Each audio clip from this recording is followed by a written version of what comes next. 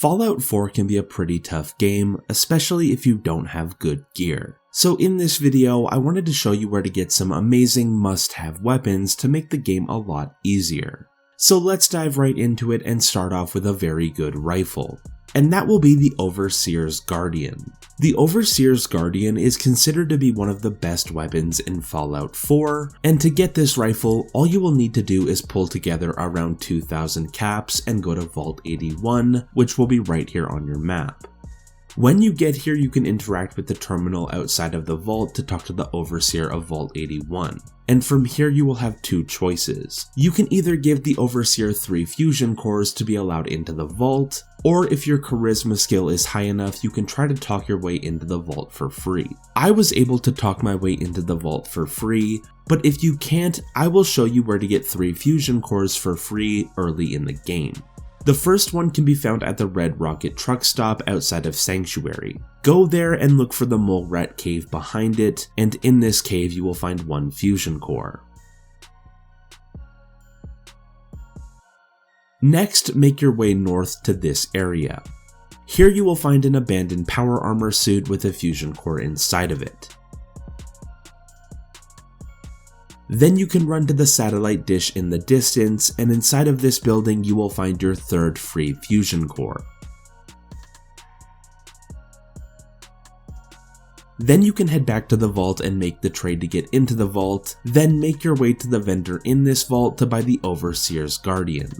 This is a very good weapon, and the perk on it makes the gun fire an additional projectile. This additional projectile will not be pulled from your reserve ammo and is considered free ammo. But on top of that, it already deals a lot of damage, especially if you land both shots on the same target.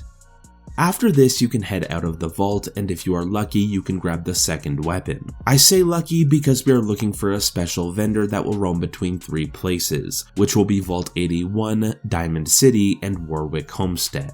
So because we are already at Vault 81, find somewhere nearby to sit and wait for the vendor Cricket to show up outside of the vault. Cricket will be selling the Spray and Pray SMG. This weapon will have a 100 round mag, and it comes with a perk that will make each round fired explode on contact, dealing 15 extra damage to every nearby enemy, making this an excellent weapon for clearing out large groups of enemies, and it can melt single targets.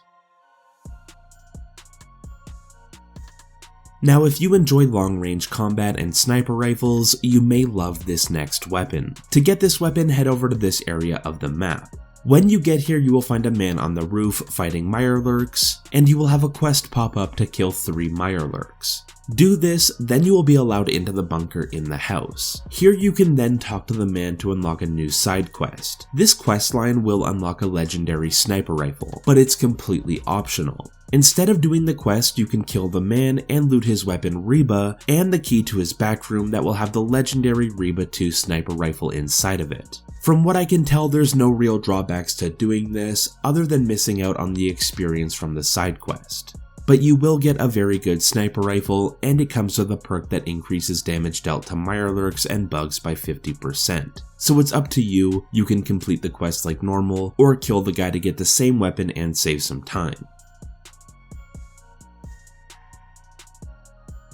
The next weapon can be earned shortly after joining the Railroad faction. To do this, head over to the Old North Church and make your way to the Railroad hideout. After meeting with the Railroad and agreeing to join, you will get a side quest called Tradecraft. And at the end of that quest, you will be given the Deliverer pistol. This weapon will come with a suppressor and a perk that improves VAT's hit chance and makes VATs cost 25% less action points. It also uses 10mm ammo, and it can do a lot of damage. But most importantly, it allows you to use a stealthier playstyle earlier on in the game.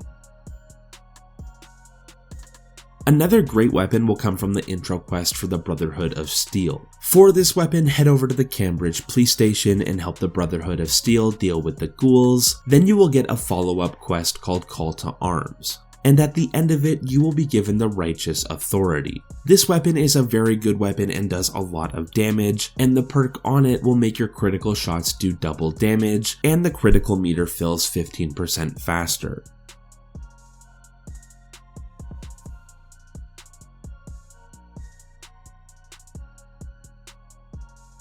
As soon as you reach level 20, keep an eye on the sky for a crashing UFO. When you see this, you can head to the Oberlin station and run east. Here you will find the crashed UFO and a trail of green blood that will lead you to a nearby cave.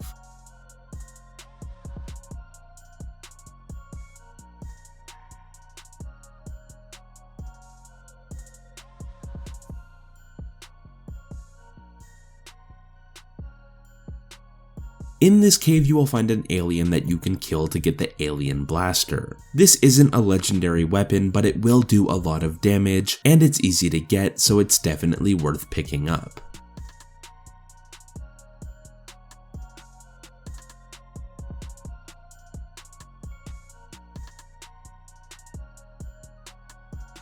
For melee players, a great weapon for you to get can be found at Swan's Pond. Just go to this area and approach the water and shoot the mutant in the water to spawn Swan. Then do everything you can to take him down.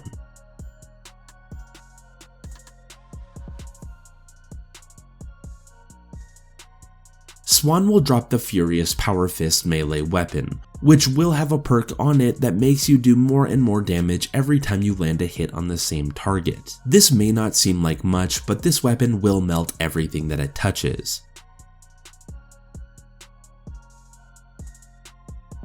The next weapon will require you to reach the Institute. When you unlock this area as a fast travel point, you can talk to the vendor in the area to purchase the Experiment 18A weapon. This is a very powerful energy weapon due to its perk that increases its rate of fire by 25% and speeds up reloading by 15%.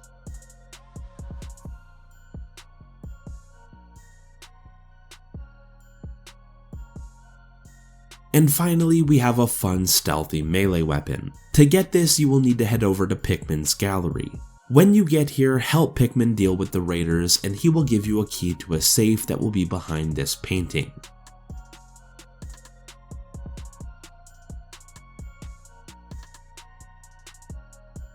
And inside of this safe you will find the Pikmin's blade. This melee weapon will already do a lot of damage very quickly, and it comes with a perk that applies a bleed effect to the target, and it has a stealth blade on it that will increase damage dealt with this weapon while sneaking.